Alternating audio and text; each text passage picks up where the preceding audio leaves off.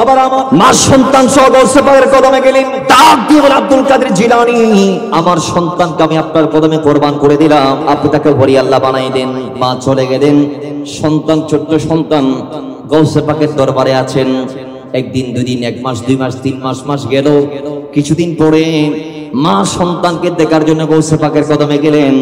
মা কি অবাক হয়ে গেলেন, মা দেখতে পাচ্ছেন যে সন্তানকে মোটা তাজা গৌসে পাকের কদমে মা দিয়ে গেছেন, ওই সন্তানটা একেবারে শুকায় গেছে, হ্যাংলা হয়ে গেছে। জোরে বলি সুবহানাল্লাহ।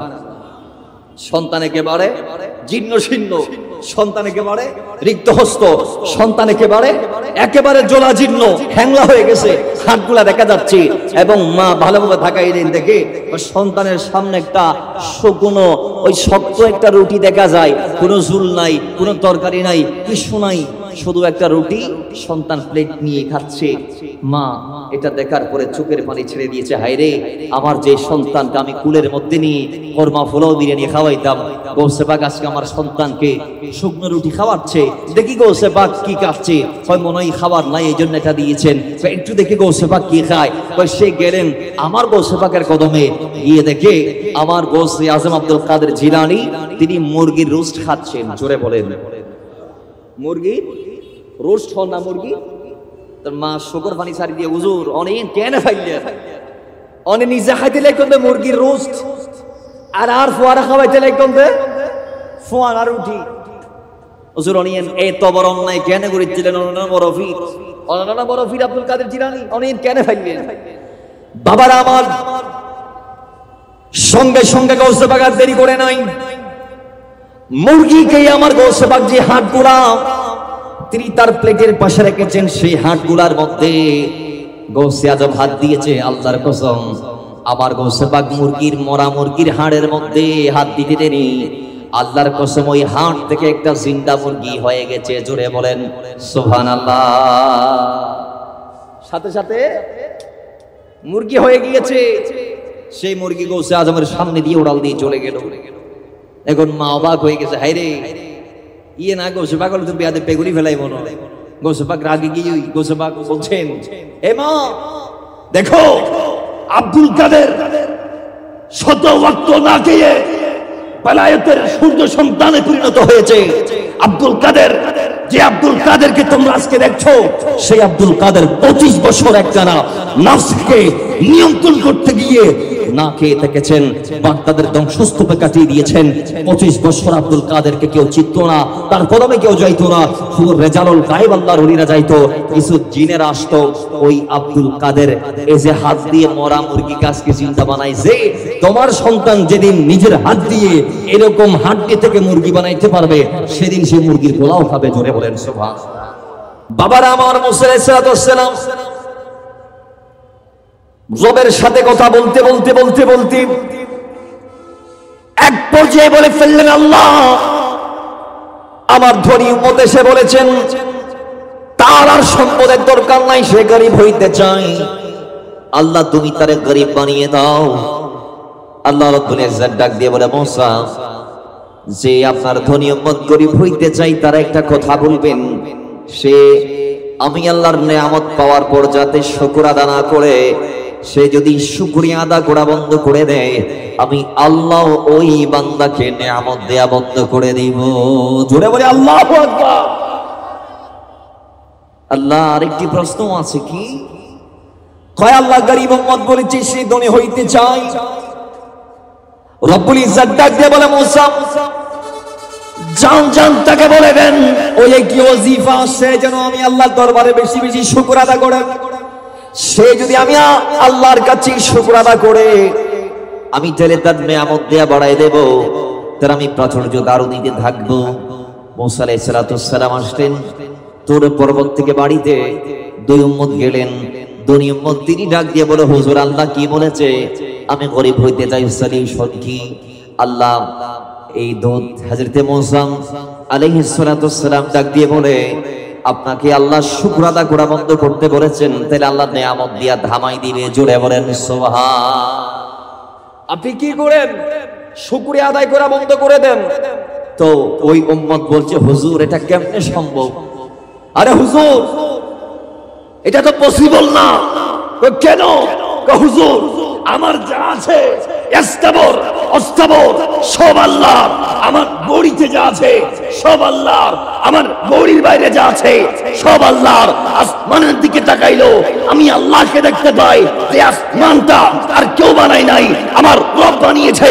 আমি যখন জমিনের দিকে তাকাই আমি আমার মাওলাকে দেখতে পাই। এই জমিনের একটা তৃণলতা থেকে শুরু করে বিশাল বিশাল পাহাড়গুলা সব আমার আল্লাহ বানিয়েছে। ওই আল্লাহ, তিনি তো সেই আল্লাহ যে আল্লাহ নিয়ামত দিয়ে আমি গুনাহগারের জীবনটাকে সাজিয়ে দিয়েছে। তো হুজুর আমি নিয়ামত পেয়ে কেমনে শুকর আদা বন্ধ করব? আমি তো এটা পারবো না। তুমি যতক্ষণ পারবা না ততক্ষণ আল্লাহ তোমাকে নিয়ামত দেয়া থামাবে না। অর্থাৎ তুমি নিয়ামত পাবা, শুকর আদা করবা, নিয়ামত আল্লাহ আরো বাড়াই দিবে। 1 লাখ টাকা দিয়েছে, আলহামদুলিল্লাহ পড়েছো, পরবর্তী মাসে 2 লাখ আলহামদুলিল্লাহ বলেছো, পরের মাসে 4 লাখ আলহামদুলিল্লাহ পড়েছো, পরের মাসে 8 লাখ আলহামদুলিল্লাহ পড়েছো, পরের মাসে 16 লাখ আল্লাহ চাইলে দিতে পারে। আল্লাহ পারে কি পারে না? আওয়াজ দিয়ে বলি পারে কি পারে না? গরিব যে আছে সে আসছে, হুজুর আল্লাহ কি বলছেন? আল্লাহ তোমাকে শুকর আদা করতে বলেছেন। আমি কেমনে শুকর আদায় করতাম? কিন্তু কি আছে আমার এটা কি জীবন হইল নি? আমার এই বাঁচা কি বাঁচা? আমারটা কি জীবন ধারণ? এটা কি দুনিয়াদারি ঘোরা হইল নি? আমার কি আছে? আল্লাহ আমাকে কি দিয়েছে যে আমি রবের শুকর আদা করবো? নাউজুবিল্লাহ। আরো আসতে মুসা আলাইহিস সালাম বললেন, ঠিক আছে, তোমার দাবিতে তুমি যতদিন থাকবা ততদিন নিয়ামতের দেখা পাবা। জোরে বলি নিয়ামতের দেখা পাবা। আমরা যখন ডাল আর আলু ভর্তা খাবো, তখন যদি আমরা খেয়ে আলহামদুলিল্লাহটা পড়তে পারি, তাহলে আল্লাহ পরের বেলাতে চাইলে পোলাওয়ের ব্যবস্থা করে দিতে পারে। এই জন্য সর্বাবস্থায় বলো শুকর আদা করবো একজনের, তিনি কে? আরো আসতে, তিনি কে? সে রবের শুকর আদায়ের পরে হামদুস সানা খানির পরে স্মরণ করছি ওই নবীকে, যিনি আমাদের নবী এবং আমাদের খোশ কিসমত যে আল্লাহ তার কদমে না চাহিতে আমাদেরকে গোলাম বানিয়ে পাঠিয়েছে। মাথায় রাখবেন, তিনি ওই নবী যার উম্মত হতে নবুয়ত বাদ দিয়ে নবীর আল্লাহর দরবারে চেয়েছেন এবং আল্লাহ তন্মধ্যে কবুলও করেছেন হযরত ঈসা রূহুল্লাহকে। এখনো আছেন, আসমানে নবীর উপর দরদ পড়ছেন। কিয়ামতের আগে আসবে নবী হয়ে নয়, আমার নবীর উম্মত হয়ে। কথা ঠিক কি না? আমরা ধন্য যে আমরা রাসূলুল্লাহর উম্মত হতে পেরেছি। আমাদের দাম কেমন বেশি! আল্লাহ বলেছেন, কুনতুম খায়রা উম্মতি, আমাদের মতো দামি উম্মত আল্লাহর আর জমিনে অন্য কেউ নাই। সুবহানাল্লাহ। আমরা কেমন ধন্য! আমাদের ব্যাপারে মুস্তাফা বলেছেন, ওয়া হুররিমাত আলাল উমাম হাত্তা তাদহুলাহা উম্মতি, আমার এই উম্মতগুলা যতক্ষণ জান্নাতে যাবে না, কোন নবীর উম্মত ততক্ষণ জান্নাতে যাইতে পারবে না। এটা জোরে বলেন সুবহানাল্লাহ।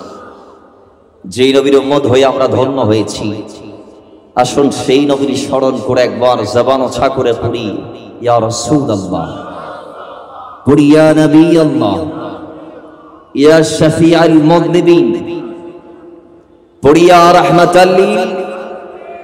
একটিবার নবীজির শাফাআতের আশায় দরুদ পড়ি, সাল্লু আলাল হাবিব সাল্লাল্লাহু তাআলা আলাইহি ওয়াসাল্লাম।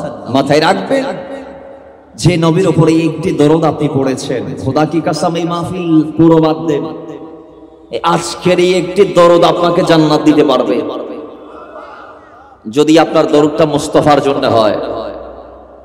আপনি দুনিয়াতে অনেকের সাথে প্রেম করেছেন, আমার কথাগুলো আপনারা কাউন্ট করেন আপনাদের দিমাগ দিয়ে একটু মহাব্বতে। দুনিয়াতে অনেকের সাথে প্রেম করেছেন, এমন কোন প্রেমিক আপনি জোগাড় করতে পারেন নাই বা রেডি রাখতে পারেন নাই যে প্রেমিক আপনি যাওয়ার পরও আপনাকে স্মরণে রাখবে। কথা ঠিক কি না? এমন কোন প্রেমিক আপনি তৈয়ার করতে পারেন নাই, রেডি করতে পারেন নাই যে প্রেমিক কবর থেকে আপনার জন্য চোখের ফুটা ফেলাবে, কিন্তু মুস্তাফা আপনার ওই প্রেমিক আপনাকে এত বেশি আমার নবী মহব্বত করে, যেই নবী দুনিয়াতে তো ভুলে নাই আরশ আজিমে যখন আল্লাহ দাওয়াতের মেহমান হয়ে রাসূল গিয়েছিলেন, আল্লাহর কসম সেখানেও রাসূল আপনাকে ভুলেন নাই। সেখানে গিয়ে নবী আপনার আপনি উম্মতের মুক্তির ব্যবস্থা করে এসেছেন। জুড়ে বলেন সুবহানাল্লাহ। আজ রওজায় শুয়ে থেকে হায় কাঁদেন তিনি উম্মতের মায়ায়, আজও তিনি আমাদের জন্য কাঁদেন। হাদিসে পাকে এসেছেন যে আল্লাহর হাবিব আমাদের আমলগুলা দেখেন, রওজা মুবারাকা থেকে আল্লাহর হাবিব আমাদের আমলগুলা দেখেন।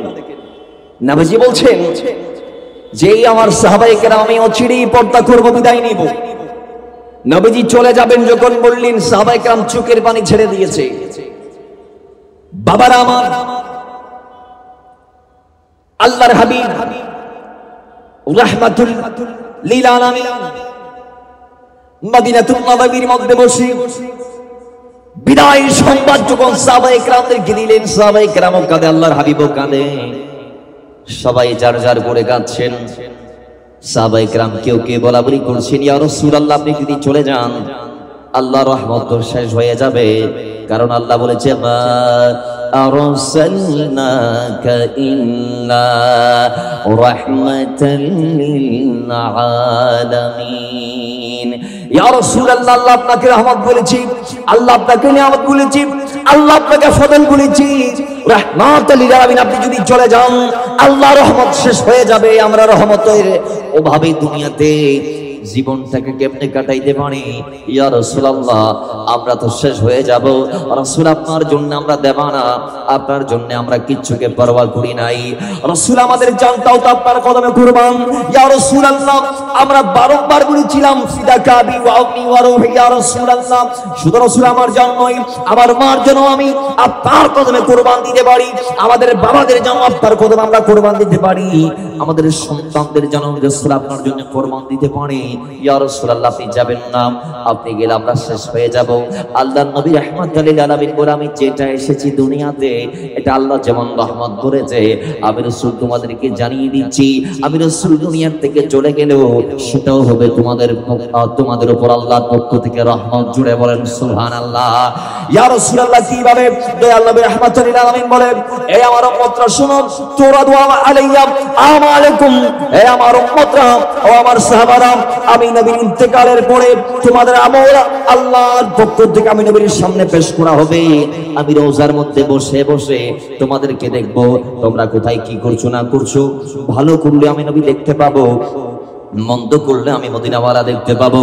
আমি নবী যখন রওজা মুবারকা থেকে দেখব, ফাইন রাইতু খায়রা, আমার উম্মতরা ভালো ভালো আমল করছি, আমার উম্মতরা ওয়াহিদুল্লাহ শাম সিএনজি চালক সমিতির ব্যানার থেকে তারা মাহফিল সাজি মসজিদের চত্বরের মাঝামাঝি, যেই জায়গার মধ্যে দিন রাত 24 ঘন্টা মানুষের আনাগোনা হয়, যেখানে মানুষের আনাগোনা থাকে, ওই জায়গার মধ্যে আমার উম্মতরা বসে বসে আমি নবীর স্মরণ করবে, আমি নবীর উপর দরুদ পড়বে, আমার সম্মানার্থে দাঁড়িয়ে মাহফিল শেষে মিলাদুল কিয়াম করবে, চোখের ফুটাগুলা ফালাই ফালাই বিগত লাইফের ভুলের জন্য আল্লাহর দরবারে লজ্জিত হয়ে ক্ষমা চাইবে, তওবা করবে, ইস্তিগফার করবে, আল্লাহর কাছে ক্ষমা চাইবে। আমি যখন দেখব আমার উম্মত নামাজ পড়ছে, রোজা রাখছে, হজ করছে, যাকাত দিচ্ছে, উম্মত মাবার খেদমত করছে, পায়ের উপর সীতার সৎ যেটা পাবে ওই সত্যটা দিয়ে দিচ্ছি, আমার উম্মত স্ত্রীর প্রতি জুলুম করছে না, ভাই হয়ে ভাইয়ের হক মেরে খাচ্ছে না, সে নেতা হয়ে মানুষের উপর জুলুম করছে না, শোষণ করছেন না, 1 বছরের জন্য ক্ষমতায় এসে মানুষদের উপর জুলুম করছেন না, 5 বছরের জন্য ক্ষমতায় এসে মানুষদের উপর জুলুম করছে না। এরকম আল্লাহর হাবিব বলে আমি যখন তোমাদের ভালো ভালো আমলগুলা দেখতে পাবো, ফাইন রাইতু খায়রা, তোমাদের নেক আমলগুলা দেখার পরপরই আমি নবী রওজা মুবারকা থেকে হামিদুল্লাহ মহান আল্লাহ দরবারে শুকর আদা করব। জুড়ে বলেন সুবহানাল্লাহ। আল্লাহু আকবার। ইয়া রাসূলুল্লাহ গৌসে আজম দস্তগী জিন্দাবাদ জিন্দাবাদ। তেরা আমার নবী রওজা দেখে, আমার আপনার ভালো আমল দেখে আল্লাহর দরবারে শুকর আদা করবে। নবীজি এরপরে বলছেন ওয়াইন রাইতু গায়রা, আর আমি যখন দেখব আমার উম্মত ভালোর বিপরীত অর্থাৎ খারাপ, ভালোর বিপরীত মানে কি? খন্নাবদ্দা ভালোর বিপরীতে মানি খারাপ। আমরা যখন খারাপটা করব তখন আল্লাহর হাবিব নাস্তাগফিরুল্লাহ, আমি গুনাহ করছি না আপনি, আর আপনি মাপ চাওয়ার আগে আপনার পক্ষ থেকে যিনি আল্লাহর কাছে ক্ষমা চাইবে তিনি হচ্ছেন আপনার আমার নবী। জোরে বলেন সুবহান। যিনি আজও আপনাকে আমাকে স্মরণ রেখেছে। হাদিসে পাকে এসেছে রাসূল সাল্লাল্লাহু আলাইহি ওয়াসাল্লাম বলছেন, মা মিন আহাদিন ইউসাল্লিমু আলাইয়া ইল্লা রাদ্দাল্লাহু আলাইয়া রূহি হাত্তা আরুদ্দা আলাইহিস সালাম। কামার উম্মত যখন তার ঘরের মধ্যে বসে, মাহফিলের মধ্যে বসে, মসজিদের মধ্যে বসে, প্যান্ডেলের ভিতরে বসে, বান্দা যখন, গোলাম যখন, উম্মত যখন মুস্তাফাকে একটি সালাম দেয়, একবার দরুদ পড়ে, নবীজি বলছেন সঙ্গে সঙ্গে আমি নবী মদিনা থেকে ওই উম্মতের সালামের জবাব দিয়ে দেই। জোরে বলেন। শুধু আমরা নয়, আমরা তো বলেছি সাল্লু আলাইহি ওয়া সাল্লিমু ফা ইন্না সালাতাকুম ওয়া সালামাকুম তাবলুগুনি আইনামা কুনতুম। রাসূল সাল্লাল্লাহু আলাইহি ওয়াসাল্লামের হাদিস যে আমরা দরদ পড়লে দরদ নবীর কানে পৌঁছে, আমরা সালাম দিলে সালাম নবী মদিনা থেকে শুনতে পাই। কিন্তু আজকে তাবলীগ জামাতিরা, কওমি পালারা প্রত্যেকেই স্বীকার করে নিয়েছে যে আমার নবী, কোন একজন উম্মত যদি আমার নবী স্পেশাল দয়ার নজর যদি সেই তার দিকে ফেলাইতে যায়, তাহলে সেই জন্য মাহফিল সাজিয়ে আমার নবীর উপর একটিবার দরুদ পাঠ করে। কারণ আমার নবীর উপর কেউ একবার দরুদ পাঠ করলে নবীজি মদিনার থেকে তার দিকে রহমতের নজর লাগিয়ে দেয়। জোরে বলেন। একবার কথা বলেন, কয়বার? আমরা নবীর উম্মতিরা রাসূল সাল্লাল্লাহু আলাইহি ওয়াসাল্লাম জানি, আমাদেরকে নবী চিনে। আমরা সালাম দিলে আমাদের নাম, বাপ দাদার নাম, আমাদের কবিলা গোত্র গোষ্ঠীর নাম নবীজির দফতরে জমা হয়। নবী আমাদেরকে চিনে। আচ্ছা, আমাদের দাদাকে আমরা চিনি না? আওয়াজ দেন, আমাদের দাদাকে আমরা চিনি না? আমাদের চাচাদেরকে আমরা চিনি না? আমাদের নানাদেরকে আমরা চিনি না? চিনি, কিন্তু 24 ঘন্টা কি আমরা দাদা নানার স্মরণ করতে পারি? আওয়াজ 24 ঘন্টা কি আর দাদা নানার স্মরণ করতে পারি না? তা সেই সময়ে জীবনের তাওয়াক্কা না করে আল্লাহ শুধু হালাল রিজিক খাইতে বলেছেন। এই হালাল রিজিকটা খাবার জন্য তারা মাথার গাম পায়া ফালাই ভর দুপুরে চিরজি চালায়। কথা বলেন ঠিক কিনা? আওয়াজ আরো জোরে ঠিক কিনা? আমি আমার ভাইদেরকে একটা সবক দিব। আমি ফার্স্ট টাইম হালাল রিজিকের ব্যাপারে কিছু কথা বলে আমি আমার আলোচনায় যাব। সবাই আমাকে চিনেন, নতুন করে পরিচয় দেওয়ার দরকার নাই। আমি আপনাদের ভাই, প্রায় আপনাদের সঙ্গে আমার দেখা হয়, কথা হয়। তা আমি আপনাদেরকে হালাল রিজিকের ব্যাপারে কিছু তথ্য দিয়ে এরপর আমি আমার নির্ধারিত বিষয়ে পদার্পণ করব। রব তাআলা আমাদেরকে মারার শুনে আমল করার তৌফিক দান করুন, আমিন করেন। মুহাব্বতে দরুদ পড়ি, আল্লাহুম্মা সাল্লি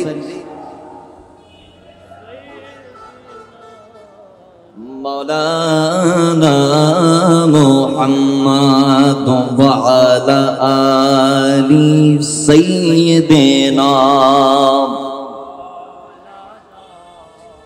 जिसका कोई सानी नहीं वो नबी हमारा है, जिसका कोई सानी नहीं वो नबी हमारा है। भाई जिसका कोई सानी नहीं वो नबी हमारा है,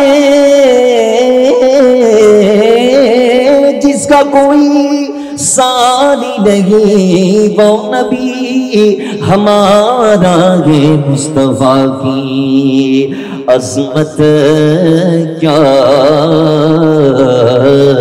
हद है ना किनारा है। अल्लाहुम्मा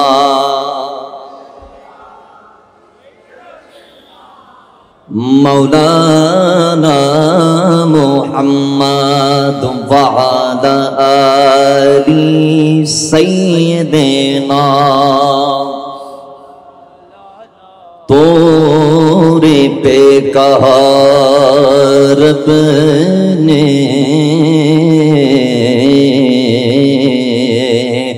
লন্তারানি মোসা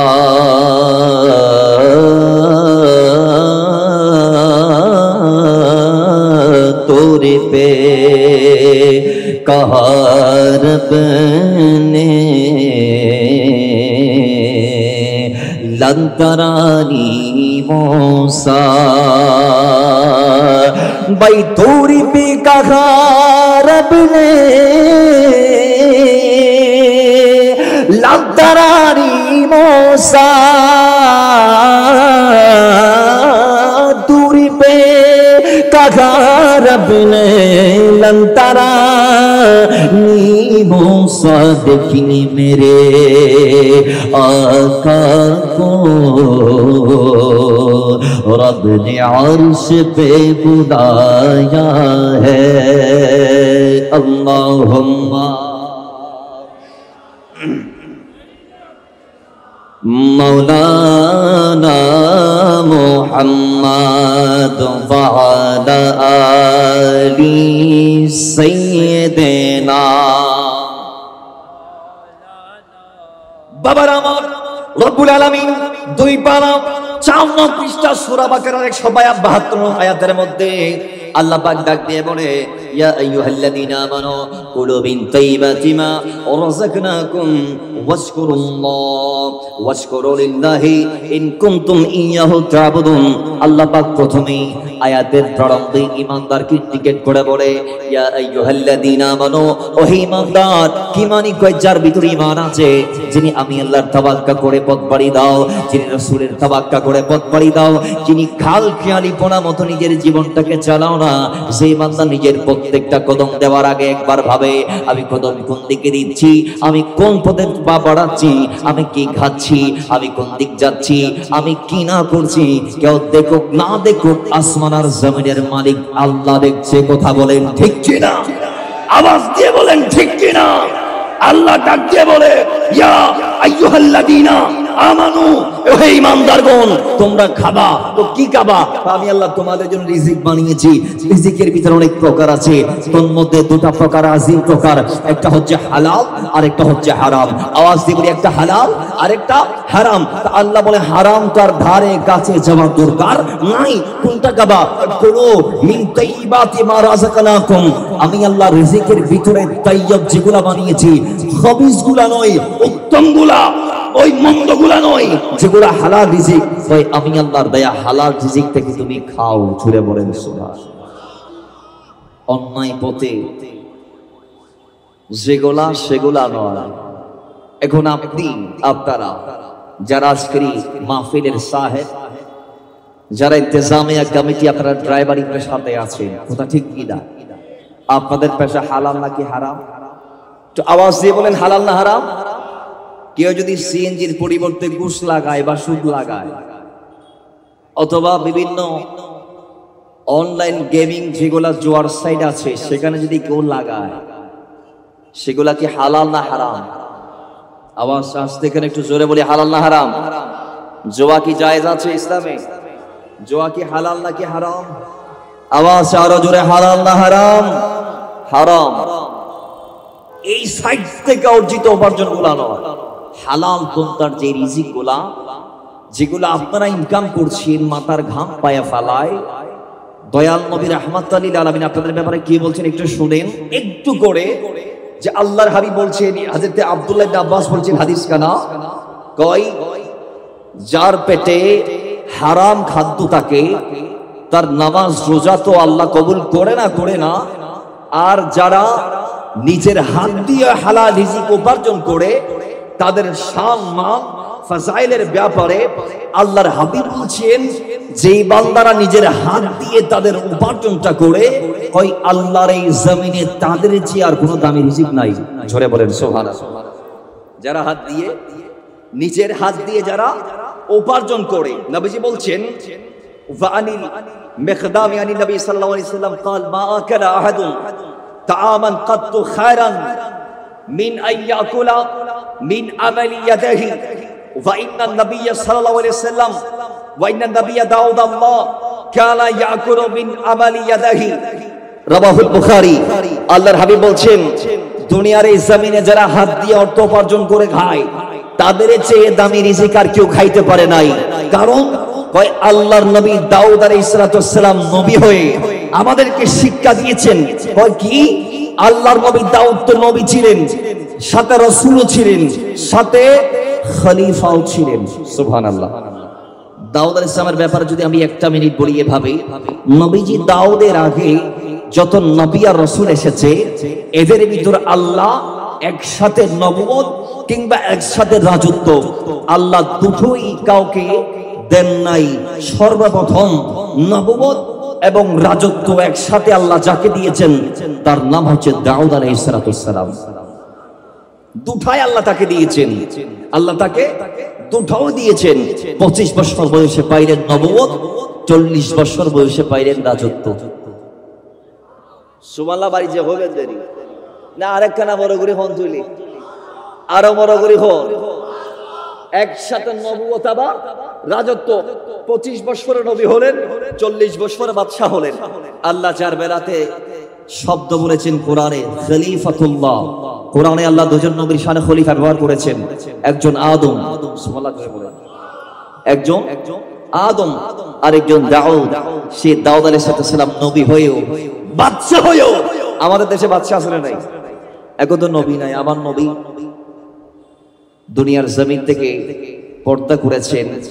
নবীজির এই দায়িত্ব উম্মতের উলামায়ে কিরাম এবং আল্লাহর ওলি এরা পালন করছেন। আল্লাহর নবীর দায়িত্বটি, আল্লাহর নবীকে আল্লাহ শেষ নবী বানিয়ে পাঠিয়েছেন। বিদায় ওনার পরে ওনার সন্তানদেরকে আল্লাহ দুনিয়া থেকে তুলে নিয়েছেন, যাতে কাফেররা বলতে না পারে যে অন্যান্য নবীদের উম্মতের অনেকেই নবী হয়েছে, তাদের সন্তানরা নবী হয়েছে। এই নবী যদি সর্বশ্রেষ্ঠ নবী হয়, মুহাম্মদ ইসলাম তিনি যদি সর্বশ্রেষ্ঠ হলে তাহলে তার সন্তানরা নবী হইল না কেন? কাফেররা বলতে পারে কি পারে না? পারে। এই জন্য আল্লাহ আমার নবীর সন্তানদেরকে ছোট্ট অবস্থায় তুলে নিয়েছেন। সুবহানাল্লাহ বলা যাবে না? এই জন্য আল্লাহ আমার নবীর সন্তানদেরকে দুনিয়ার জমিন থেকে উঠিয়ে নিয়েছেন এবং আল্লাহ আয়াত নাযিল করেছেন, মা কানা মুহাম্মাদুন আবা আহাদিন মির রিজালিকুম ওয়ালাকিন রাসূলুল্লাহি ওয়া খাতামান নাবিয়্যিন। নবীজি আপনি কোন সন্তানের জনক নন, আপনি তো আল্লাহর রাসূল এবং শেষ নবী। আর একটু জোরে বলেন আল্লাহ গানে আবা আহাদিন মির রিজালিকুম কেন বলেছেন? সেটা ওয়া খাতামান নাবিয়্যিনের মধ্যে ব্যাখ্যা চলে আসছে। সুবহানাল্লাহ। এই জন্য আল্লাহ আল্লাহর হাবিবের সন্তানদেরকে তুলে নিয়েছেন, যাতে কাফেররা আমার নবীর শানকে কমাইতে না পারে। জোরে বলেন সুবহানাল্লাহ। কারণ আমার নবী খাতামান নাবিয়্যিন, নবীদের ভিতর সর্বশেষ নবী। তাহলে ওনার পর আর কোন নবী হয়ে দুনিয়াতে কেউ আসবে না। আমাদের দেশে নবী তো আর নাই, আমার নবীর পরে বাদশা আসলে নাই, আসলে নাই। আমাদের দেশের মেম্বার যখন মেম্বার হয় খাস কাম বন্ধ করে দিই, চেয়ারম্যান যখন চেয়ারম্যান হয় তখন কাজ করা, এমপি যখন এমপি হয় কাজ করা বন্ধ করে, মন্ত্রী হলে তার কথাও নাই, ডাবল বেতন। কথা ঠিক কি না?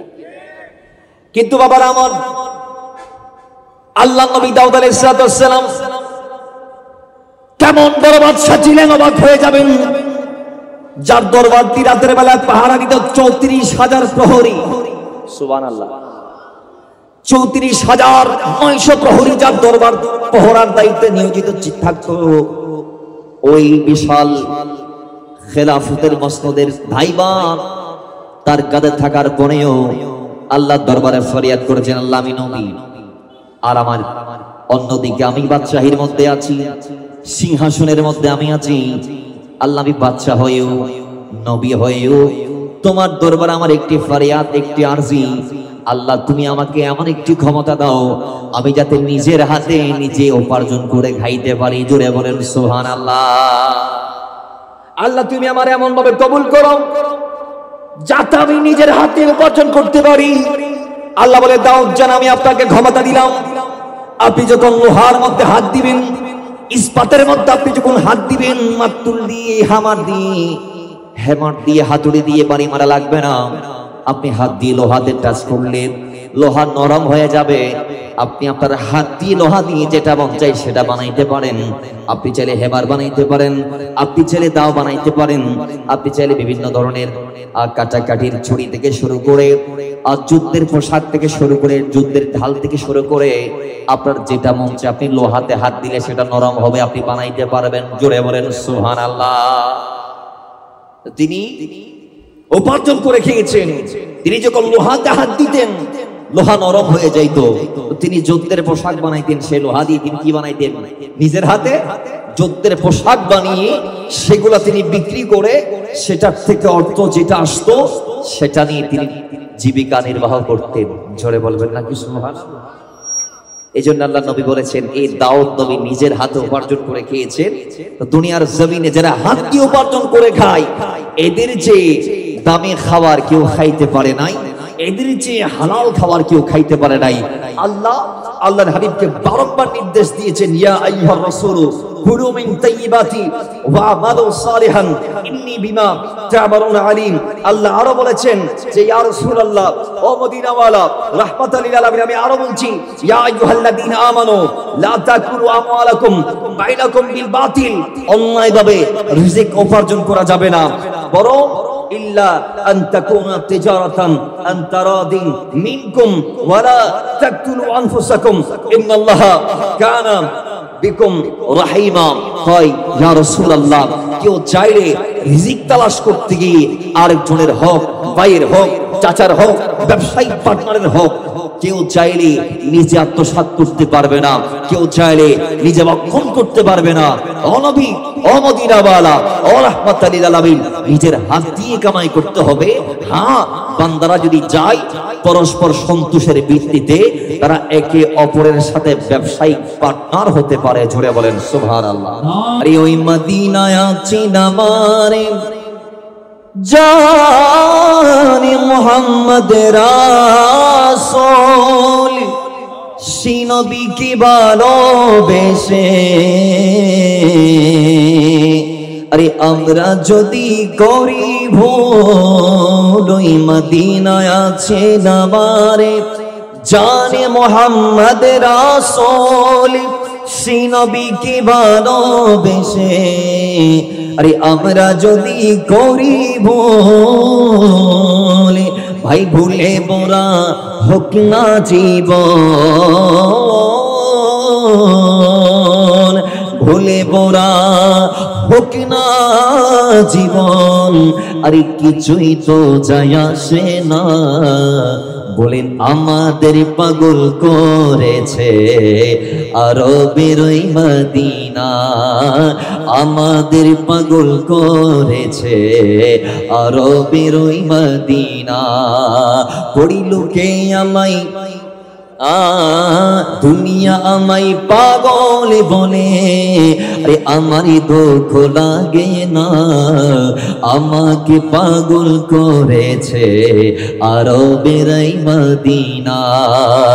দুনিয়ার পাগল দেখি না বলে আর কি না খাই, আরে আমরা দয়ালি নবীর সালাম দরুদে পড়ে মজা পাই। ঠিক কি না?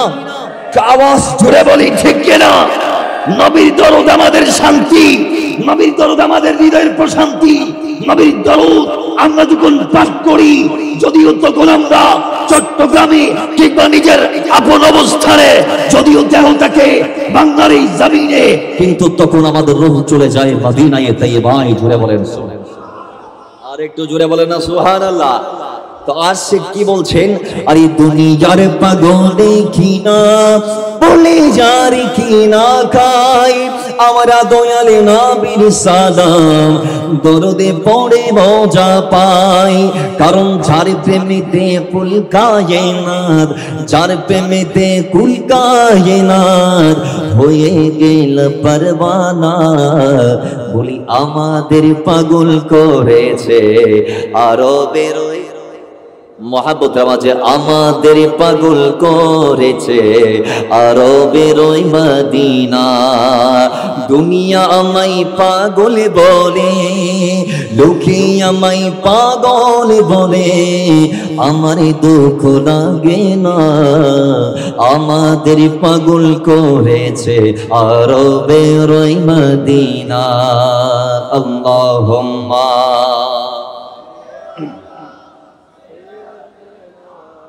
মাওলানা মুহাম্মাদ ওয়া আলা আলি সাইয়্যিদিনা। তো বাবার আমার, আল্লাহর হাবিব বলেছেন, দুনিয়ার জমিন আমি নবীও নিজের জীবিকা নির্বাহ করেছি। আমি আমার জীবনের জীবিকা নির্বাহ করতে গিয়ে আমি কাফেরদের ছাগলের রশিও হাতে নিয়েছিলাম। কথা ঠিক কি না? নবীজি শিক্ষা দিয়েছেন কোন প্রফেশনকে ছোট চোখে দেখার সুযোগ ইসলামে, তো আওয়াজ দিয়ে বলি, ইসলামে নাই। আপনি হালাল রিজিক খাইতে গিয়ে যদি আপনাকে সুইফারিও করতে হয়, মাথায় রাখবেন ড্রাইভারির 1টা টাকা, সুইফারির 1টা টাকা নিজের গাম মাথার থেকে পায়ে ফেলাই, যে 1 টাকা আপনি উপার্জন করছেন সেটা হারামের কোটি টাকার চেয়ে দামি। কথা ঠিক কি না? ঠিক কি না? কয়েকটা হাদিস আমি বলি। আমাদের মাহফিলটা 2টা সেগমেন্ট, আপনারা জানেন, একটা হালাল রিজিক, পরবর্তীতে আমাদের আরেকটা আলোচনা। সেটা কি আসবে এটা বলে ফেললে আপনাদের তাওয়াজ্জু থাকবে না, এটা হাইট থাকুক। আসুন প্রথম বিষয়টা অর্ধেক ক্লিয়ার আর অর্ধেক ক্লিয়ার করি। বাবার আমার, আল্লাহর হাবিব রাহমাতুল লিল আলামিন হালাল রিজিক খাওয়ার জন্য আমাদেরকে উদ্বুদ্ধ করেছেন। খাইতে পারলে লাভ কি?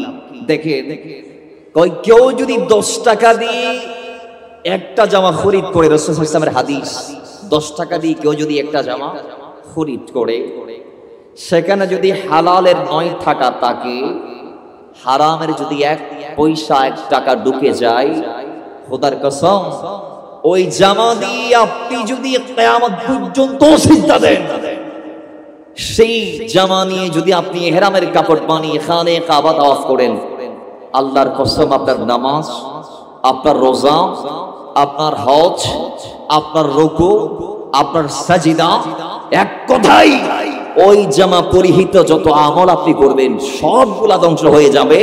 কারণ আপনি যেই জামা পরিধান করেছেন সেখানে হারামের 1 পয়সা ঢুকে গেছে। কথা বলেন ঠিক নেবে?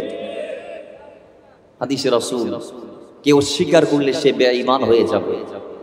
আরেকটু আমরা চমৎকার করে জানি, দেখেন আল্লাহর হাবিব বলছেন, যেই দেহের ভিতরে হারামের 1 পয়সা ঢুকেছে, কথা বলেন হারামের, আওয়াজ দিয়ে বলেন হারামের 1 পয়সা, 1 পয়সা, সেই দেহ কখনো জান্নাতে যাবে না। সেই দেহ আল্লাহর জান্নাতে। আপনি হালাল খেয়ে যদি পুরো বডিটাকে, আপনার উদুরটাকে যদি আপনি পূর্ত করেন, কিন্তু সেই বডির ভিতর যদি হারামের 1 পয়সা ঢুকে যায়, আল্লাহর কসম আপনার পুরো জিন্দেগির উপার্জনের হালাল রিজিকের যেই অর্গানগুলা বডিতে যুক্ত হয়েছে সেগুলার সাদকায় আল্লাহ আপনাকে জান্নাত দিবে না, বরং হারামের 1টা পয়সা ঢোকার কারণে আপনি জাহান্নামে চলে যাবেন। তাহলে বলুন, যে হারামের 1 পয়সা দেহের ভিতর প্রবেশ করলে ওই দেহ জাহান্নামে যাবার উপযুক্ত হয়ে যায়, রাসূল সেই বডি জান্নাতে যাবে না বলে যে ডিক্লার দিয়েছেন, সেই হারাম কি আমরা খাবো নাকি ছাড়বো? আবাস আসতে কেন জোরে বলেন, হারাম আরা হাইম নাকি সাহায্য বাবা, হতাম সাইবেন না সারিবেন? আল্লাহ সারিবর তৌফিক দান করুক। আরো বড় করি মোবারকবাদ জানাই দেয় আর ভাই হলো রে কিল্লাই ইতারা রিজিকিন একেবারে 100 হালাল, যাররা পরিমাণের হারামের সুযোগও নাই। সুবহানাল্লাহ, বড় করি বলুন। হ্যাঁ, এখানে অনেকে বলতে পারে কৌশলী ঈদের সময় তো বাড়াই নাই, ঈদের সময় বাড়া, ঈদের সময় যদি একজন নাপিত ঈদে যদি 3 ডাবল হয়, একজন নাপিত হতা হন নাকি ও গোইন্দু যদি 3 ডাবল ফাইলি, 60 ইয়া যে দাম দিয়ে গিরিবেন ঈদ দিবে ডাবল দাম। তো দোয়ানদারও যদি ডাবল পায়, স্ত্রীর দোয়ানো যায় আয়রন করাইতে যদি ডাবল পায়, সুলখানিতে যদি ডাবল পায়, তো ড্রাইভার সাহেব বলে কি বাড়াই না পাইব না? ইয়েন তুই বেতন নলন দরকার আর তুই মুসিদন দরকার ওবা ধরো তুই আজি ঈদের দিন আর সার্ভিস দে তোমার ইদান মাটি করে দি তুই চাইলে তোমার বউ আল্লাহ সময় খারাপ পাইতে তুই ইয়েন নগরী তুই সময় কেন আর দিও কি দাই আজি আর নিশ্চিন্তি আর স্বপ্ন তার আর বাড়ি যেতে পারি বড় করি আর একটা বড় করি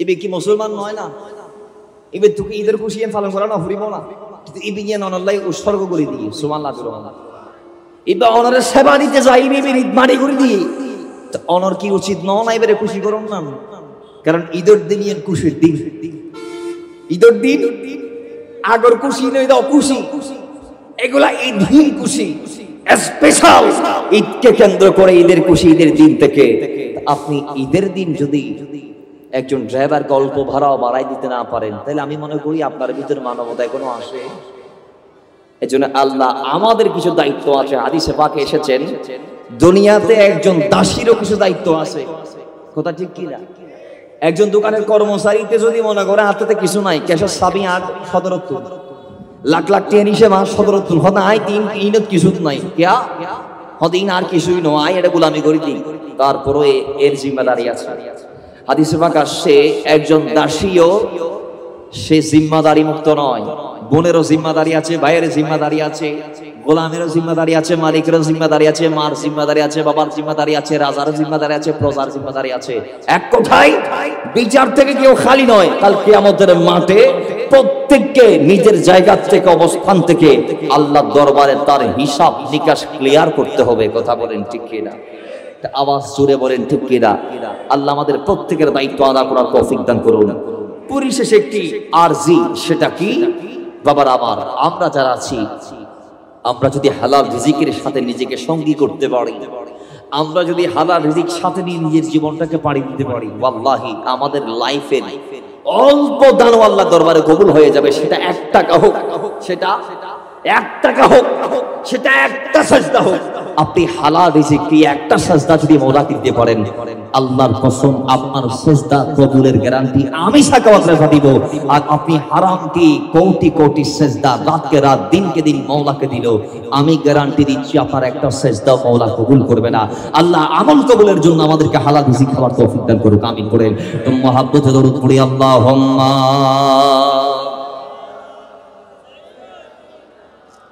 মাওলানা মুহাম্মদ ওয়া আলা আলি সাইয়্যিদিনা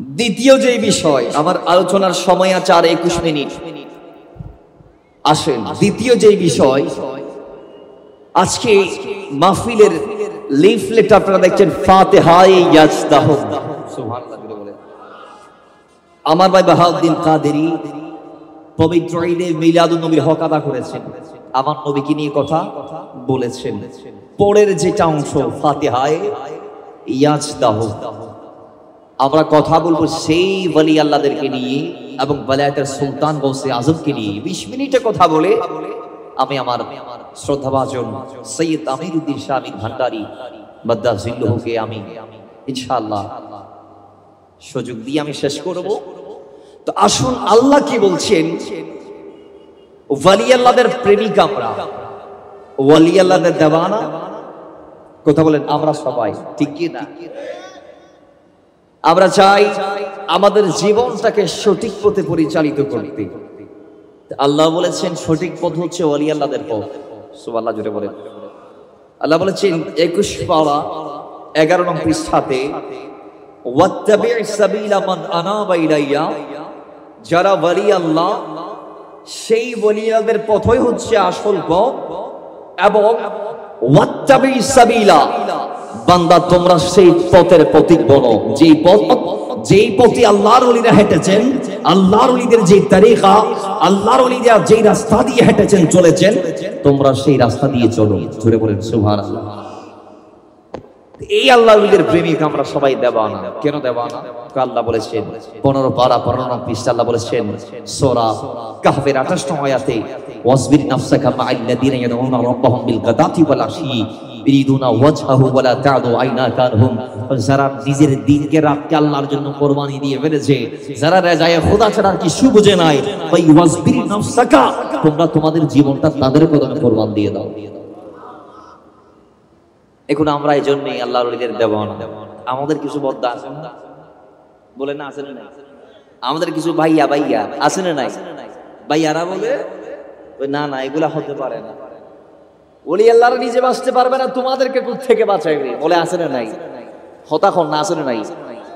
ইয়েন যদি কেউ মস্কারি গুড়িয়া হয়, খবরদার। কেউ যদি আরেকখানা বড় করি মাত্র, কেউ যদি সিরিয়াসলি হইলিতের বিরুদ্ধে আল্লাহর যুদ্ধ ডিক্লেয়ার, হতাশা ফতুয়া আল্লাহ। ইমাম বুখারী কোট করেছেন 4502 নং হাদিস। ইমাম বুখারীর পাশাপাশি হাদিসটা অসংখ্য কিতাবে এসেছে যে আল্লাহর হাবিব বলছেন, এটা আমার কথা নয়, ইন্নাল্লাহ তাআলা ক্বাল, আল্লাহ বলেছেন, মান আদালি ওয়ালিয়ান, কেউ যদি ওলি আল্লাহর বিরুদ্ধে চলে যায়, কেউ যদি ওলি আল্লাহর সাথে দুশমনি করে, কেউ যদি হাতে কথায় কাজে আল্লাহর ওলির সাথে যদি কেউ শত্রুতা করলে, তাইলে ফাকাত আদানতুহু বিল হারব, আল্লাহ তাকে ছাড় দিবে না, কারণ তার বিরুদ্ধে অগ্রিম আল্লাহ যুদ্ধ ডিক্লেয়ার দিয়ে রেখেছেন। কথা বলেন ঠিক কিনা? পরিবর্তন হয়েছে 5ই আগস্ট, ইন্টেরিয়র গভর্নমেন্ট তথা অন্তর্বর্তীকালীন সরকার ক্ষমতায় এসেছে সাময়িকভাবে। কথা বলেন কি সাময়িক? কিন্তু আমরা দেখেছি এমন অযোগ্য ব্যক্তিকে আমরা মসনদে বসাইছি, যে ব্যক্তিটা মসনদে বসে দেশকে, দেশের মাটিকে, জনগণ যারা জিন্দা আছে এদেরকে তো রক্ষা করতে পারতেছে না। কোন খারাপিতে বাড়ি গেছে, যারা মরে গেছে মোরদারা পর্যন্ত রেহাই পাচ্ছে না। কথা ঠিক কিনা? জোরে বলেন। আমরা দেখেছি 5ই আগস্টের পরে অসংখ্য আল্লাহর ওলির এদারার মধ্যে, অসংখ্য আল্লাহর ওলির নূরানি মাজারের মধ্যে লুটপাট, অগ্নিসংযোগ, ভাঙ্গাভাঙ্গি ইত্যাদি ইত্যাদি করা হয়েছে। কথা বলেন ঠিক কিনা? প্রশাসনের দায়িত্ব কি? এদেশের প্রশাসন যারা আছেন, আপনাদের দায়িত্ব কি? নুরাল পাগল কিছুদিন আগে আপনারা দেখেছেন, তাকে মাটির থেকে উঠাইয়া লাশ বের করে ইন্তেকালের 14-15 দিন পরে তার লাশকে আগুন দিয়ে জ্বালাই দিয়েছে। সে যাই ছিল দুনিয়াতে, যাই করছে, ইনি আল্লাহর বান্দা, মাথায় রাখবেন, ইনি আল্লাহ। সে যখন মারা গেছে তখন এদেশের সরকারের ক্ষমতা নাই তাকে কবর থেকে তুলে ফাঁসি দেওয়া কিংবা আগুনে পোড়ানো। কথা ঠিক কি না? কারণ সে মুসলমান, সে অলরেডি আল্লাহর জিম্মায় চলে গেছে, তার হিসাব নিকাশ অলরেডি আল্লাহর হাতে ন্যস্ত হয়ে গেছে এবং কবরে আল্লাহ তার ফয়সালা করে দিয়েছেন। কিন্তু এই জালেমরা, আমাদের দেশের তথাকথিত নামদারি কিছু তাওহীদি জনতা, যারা তাওহীদের নাম দিয়ে ইহুদিদের কাজ করে, ওই কিছু জালেম কুলাঙ্গার আমার দেশের মুসলমানকে কবর থেকে তুলে পেট্রোল দিয়ে তার লাশে আগুন দেয়। সেই মরা লাশের গালের মধ্যে আঘাত করতেছে, আমি দেখেছি নিজের চোখে। এখানে কোনো বানোয়াট কথা নয়, আপনারা দেখবেন। গালের মধ্যে আঘাত করতেছে, বিবেকে এতটুকু আসে নাই যে মানুষটা ইন্তেকালের 14-15 দিনের মাথায়ও জিন্দা আছে, কাফনের কাপড়, নিজের গালের দাড়ি এবং পুরো বডির প্রত্যেকটা অর্গান পুরোটা অক্ষত। সুবহানাল্লাহ জুড়ে বলবেন না? এইভাবে আল্লাহ যাকে কবরে অক্ষত রেখেছে, যার লাশের মধ্যে একটা পোকাও আসে নাই, সেই ব্যক্তিটার কবর ভেঙে তো অন্যায় করছি, এখন তাকে এই অবস্থায় রেখে আমরা চলে যাই। আমরা অতীতে দেখেছি অনেকেই আল্লাহর ওলির মাজার ভাঙতে গেছে, ভাঙ্গি যখন আল্লাহর ওলিকে ডাইরেক্ট পেয়েছে আর হাত দেনা কনিতে বরাবর আছে, তার মানে উনি হক ছিল। কিন্তু এই জালেমগুলা সেটাও বুঝে নাই, সেই ব্যক্তিটাকে তুলে 1.5 মাইল টেনে টেনে নিয়ে গিয়ে, 6 মাইল, হতাখন 6 মাইল, 1.5 মাইল দূরে নিয়ে গিয়ে মহাসড়কের উপরে আগুন দিয়ে জ্বালাই দিয়েছে। নাউজুবিল্লাহ কি বড় করে বলা যাবে না? আর একটু জোরে বলেন নাউজুবিল্লাহ। তাহলে আপনি কি এদেরকে মুসলমান বলতে পারবেন? আওয়াজ দিয়ে বলেন। যেখানে একটা পোকা মাকড়কে পর্যন্ত পোড়ানো জায়েজ নাই, সেখানে আপনি মুসলমানকে পোড়াচ্ছেন আগুনে। মাআযাল্লাহ, ইয়াযুবিল্লাহ, নাউযুবিল্লাহ। আল্লাহ বোঝার তৌফিক দান করুন, আল্লাহ হেদায়েত দান করুন। তো আমার দেশের তথাকথিত কিছু ব্যক্তি এমন ভাবে মাজার এবং মাজার ওয়ালাদের বিরুদ্ধে চলে গেছে, ফতোয়া ডেলিভারি 24টা ঘন্টা এটার উপর আছে যে আল্লাহর ওলির দরবারে যাওয়ার দরকার নাই, সে নিজে বাঁচতে পারবে না, তোমারে কুত থেকে বাঁচাইবে। সে নিজে বাঁচতে পারবে না, নিজেই বেঁচে যাবে, সে তোমারে কুত থেকে বাঁচাইবে। ওই মোল্লাগুলো আবার হেফজুকালার চাকরি করিয়া তারা আবার হাদিস শোনায় আমাদেরকে। কেউ যদি একজন হাফেজে কোরআন বানাইতে পারে তাহলে তার সন্তান 10 জনকে জান্নাত দিবে। তোমার সন্তান হাফেজে কোরআন যদি 10 জনকে জান্নাত দিতে পারে তাহলে শাহজালাল কয় লক্ষকে জান্নাত দিতে পারবে? হাদিসে রাসূলে এসেছে একজন হাজী, একজন তিনি তার পরিবারের অথবা পরিবারের বাইরের 400 জন ব্যক্তিকে শাফাআত করে জান্নাত দিতে পারবে।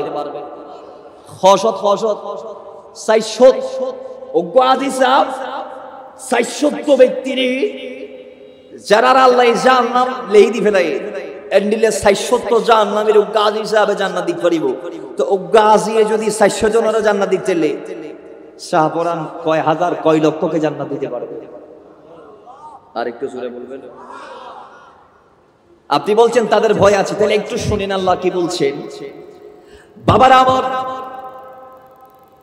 কোরআনুল কারীমের 11 পারা 15 নং পৃষ্ঠা সূরা ইউনূসের আয়াত নং 62 আল্লাহ পাক ডাক দিয়ে বলে বিসমিল্লাহির রহমানির রহিম, আলা ইন্না আউলিয়া আল্লাহি লা খাউফুন আলাইহিম ওয়া লা হুম ইয়াহজানুন। জোরে বলি আল্লাহু আকবার। আওয়াজ আর জোরে আল্লাহু আকবার। আল্লাহ ডাক দিয়ে বলে আলা সাবধান, আমার বন্ধু ওয়ালি আল্লাহদের বিরুদ্ধে বলার আগে সাবধান, সতর্কতা অবলম্বন করো। কার বিরুদ্ধে বলছো? তারা আমার বন্ধু। যাদের বিরুদ্ধে বলছো, ইন্না নিশ্চয় আউলিয়া আল্লাহি, যারা আমার বন্ধু হয়েছে, লা খাউফুন আলাইহিম, তাদের কোনো ভয় নাই। তারা বলে আল্লাহর ওলির ভয় আছে। আল্লাহর ওলি নিজে বাঁচতে পারবে না, তুমি উম্মত রে, তুমি গোলাম রে, তুমি প্রেমিকদের কেমনে বাঁচাইবে? আল্লাহ ডাক দিয়ে বলে লা খাউফুন আলাইহিম, শাহজালালের কোনো ভয় নাই, শাহপরানের কোনো ভয় নাই। হুজুর গৌসে আজমের শান তো আলাদা, এটা বলার দরকার নাই। বেলায়েতের আসমানের সূর্য গৌসে আজম, সুবহানাল্লাহ। নবুয়তের আকাশের সূর্য রাহমাতুল লিল আলামিন, বেলায়েতের আসমানের সূর্য হচ্ছে হুজুর গৌসে আজম পিরানি পীর দাস্তাগীর। এবার আছেন গৌসে পাকের শান বলার দরকার নাই। গৌসে পাকের গোলামের গোলামের গোলামের গোলাম শাহজালাল। আল্লাহ বলছেন লা খাউফুন আলাইহিম, তার কোনো ভয় কখন নাই। মুফাসসিরগণ তাফসীরের মধ্যে বলেছেন লা খাউফুন আলাইহিম ফিদ দুনিয়া ওয়াল আখিরাহ, দুনিয়াতেও নাই আখিরাতেও নাই। ওয়ালা হুম ইয়াহজানুন, তাদের কোনো চিন্তা নাই, সন্দেহ নাই, টেনশন নাই, পেরেশান নাই। কখন নাই? দুনিয়াতেও নাই আখিরাতেও নাই। কারণ তাদের চিন্তা, টেনশন, সন্দেহ, ভয়, সংশয় সবগুলো আল্লাহ দূর করেছেন। জোরে বলেন সুবহানাল্লাহ। আল্লাহ তোমার বন্ধুদের এত শান যে তাদের শঙ্কা নাই, ভয় নাই। আল্লাহ কেন তারা এমন পর্যায়ে কেমনে গেল আমরা একটু জানতে চাই। আল্লাহ বলে আল্লাযীনা আমানু, পড়েন আয়াত ইউনূসের সূরা ইউনূসের 63 নং আয়াত। আল্লাহ বলছেন আল্লাযীনা আমানু, তারা ঈমান এনেছে, ঈমান আনার পরে যেমন তেমন করে জীবন কাটায় নাই। ওয়া কানু ইয়াত্তাকুন, তারা ঈমান এবং তাকওয়া দুটো একসাথে রেখেছে। আজকে আমাদের ভিতর দেখবেন এক দলের ঈমান আছে, তাকওয়া নাই। কথা ঠিক কি না? ঈমান আছে, তাকওয়া না থাকার কারণে রাসূল সাল্লাল্লাহু আলাইহি ওয়াসাল্লামকে মহব্বত করলেও করার মতো করতে পারে না। বাস বিচার যেটা তারা জিন্দেগিটাকে যাপন করে, যেমন চাই তা করে, কিন্তু সুন্নি, কথা বলেন সুন্নি, কিন্তু তাকওয়া না থাকার কারণে ঈমানটাকে আকীদার সঠিক বেনা দিয়ে তারা হেফাজত করতে পারে না। কিন্তু আপনি যদি আল্লাহর ওলিদের গোটা জিন্দেগির প্রত্যেকটা সেকেন্ডের দিকে তাকাইলে আপনারা দেখবেন হুজুর গৌসে পাকের কদমে কত দুনিয়া ঝুঁকেছে। রাজা বাদশারা দলের পাট নিয়ে, স্বর্ণের বাট নিয়ে গৌসে পাকের কদমে গেছে। হুজুর একখানা লন না, আর একখানা দামি গরম না, অনর দরবার তাইকারা কিছু দিতাম চাইতে, আমার গৌসে পাক তার দিকে ফিরেও তাকাই নাই। জোরে বলেন। গৌসে পাক আরেক দিকে ফিরে গেছে, কয়েন দিকে আবার হুজুর লন না, গৌসে পাক আরেক দিকে ফিরে গেছে, হুজুর লন না। গৌসে পাক তার তলিয়ে লইয়ে একাই তৈলার ভিতর হাত ঢুকাই দিয়ে সিগমাইজি দেহেতে মণিমুক্তাইল বেগিন রক্ত গিয়ে বড় গুলি ফর নাউজুবিল্লাহ।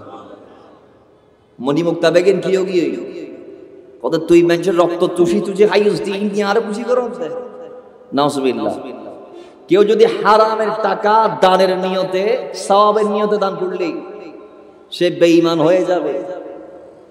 হারামের এক টাকা কেউ যদি সওয়াবের নিয়তে দান করে সে কি হয়ে যাবে? কারণ সেই জানে এটা হারামের টাকা। তো গৌসে পাকের কদমে যখন হারামের টাকা নিয়ে গেল, আবার গৌসে পাক অন্যদিকে ফিরে গেল এবং তাকে উচিত শিক্ষা দিল। জোরে বলেন সুবহানাল্লাহ। আর একটু জোরে বলবেন না? আর একটু জোরে বলবেন না? তাহলে আমার গৌসে পাক দুনিয়ামুখী ছিলেন না, তিনি আল্লাহমুখী ছিলেন।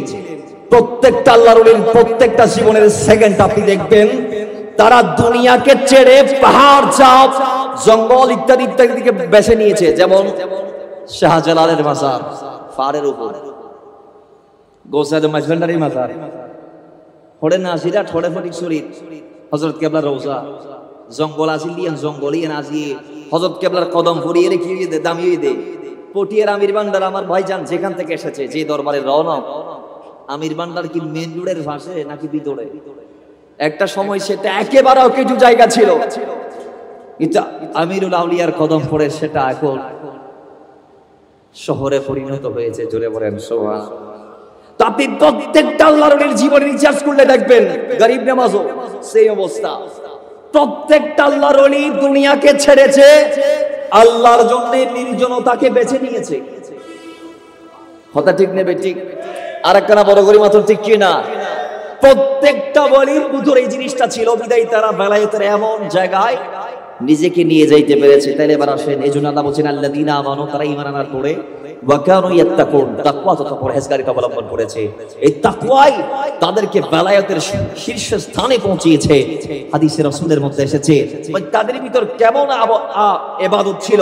আল্লাহর কোরআন আরো বলছেন ইয়াদউনা রাব্বাহুম বিল গাদাতি ওয়াল আশি, আল্লাহর ওলিরা রাত দিন 24 ঘন্টা আল্লাহকে রেখেছে। আল্লাহ আরো স্পষ্ট করছেন হাদিসে কুদসি দিয়ে, কিভাবে? ভাই আল্লাহর ওলিরা আল্লাহকে কেমন ভাবে রেখেছে। আল্লাহ বলছে ওয়া মা ইয়াতাকাররাবু আলাইয়া আবদি বিশাইইন আহাব্বা ইলাইহি মিম্মা ইফতারাতু আলাইহি ওয়া মা ইয়াযালু আবদি ইয়াতাকাররাবু ইলাইয়া বিন নওয়াফিল। ভাই আল্লাহর ওলিরা ফরজের পাশাপাশি এমন ভাবে নফল নামাজ আদা করেছে যে তাদের গোটা জিন্দেগীর রাত দিন 24 ঘন্টা তারা নফল দিয়ে দিয়ে কাটিয়ে দিয়েছে। জুড়ে বলেন সুবহানাল্লাহ। আমি আপনি 5 ওয়াক্তে 5 বার আল্লাহর কদমে সাড়া দেন, আর আল্লাহর ওলি 5 ওয়াক্ত এগুলো তো দূরের কথা, এমন কোন সেকেন্ড নাই যে সেকেন্ডটা তারা মওলাকে দেয় নাই। 5 ওয়াক্তই তো দূরের কথা, বা সেকেন্ড ওয়াক্ত দূরের, ঘন্টা দূরের কথা, কোন দূরের কথা, সময় দূরের কথা, second, Minu second, 1 Minu second মানে 1 সেকেন্ডের 1000 ভাগের 1 ভাগ। আপনি আল্লাহর ওলির জীবনের দিকে তাকালে আপনি দেখবেন সেটাও আল্লাহর ওলিরা আল্লাহকে দিয়েছেন। জোরে বলেন সুবহানাল্লাহ। এমন ভাবে তারা আল্লাহকে স্মরণ করেছেন, বিদায় আল্লাহ তাদের আমলগুলা দেখতে দেখতে আল্লাহ বলছেন এক পর্যায়ে আমার বান্দার ইবাদত রিয়াজত দেখে হাত্তা ওয়াহিবাহু, আমি আমার বান্দাকে ভালোবেসে ফেলি। আমি আমার বান্দাকে যখন ভালোবেসে ফেলি, ফাকুতু সামাউল লাযী ইয়াসমাউ বিহি, তখন বান্দার কান আমার কান হয়ে যায়। ওয়া বাসারাহুল লাযী ইউবসিরু বিহি, তখন আল্লাহর ওলির চোখ আল্লাহর চোখ হয়ে যায়। ওয়া ইয়াদাহুল লাতী ইয়াবতিশু বিহা, তখন আল্লাহর ওলির হাত আল্লাহর হাত হয়ে যায়। ওয়া রিজলাহুল লাতী ইয়ামশি বিহা, আল্লাহর ওলির কদম আল্লাহর কুদরতি কদম মোবারক হয়ে যায়। ওই সময়ে দুনিয়ার এই জমিনে আল্লাহর ওলি যেটা চাইবে, আল্লাহ বলে ওয়ালা ইনসালানি, আল্লাহর ওলি আল্লাহর কাছে নিয়ে যখন কিছু চায়, আল্লাহর থেকে যখন হাতটা তুলে দিয়ে মালিক অমুক এসেছে, তার নাকি এটা লাগবে, তাকে একটু এটা দাও না, ভাই যেটা চাইবে দাও দিয়ান্না, আল্লাহ বলে আমি সেটাই দিয়ে দিব। জোরে বলেন সুবহানাল্লাহ। এজন্য আমরা ওলি আল্লাহদের কদমে যাই। এবার আসেন আমরা কেন যাই, আরেকটু ব্যাখ্যা।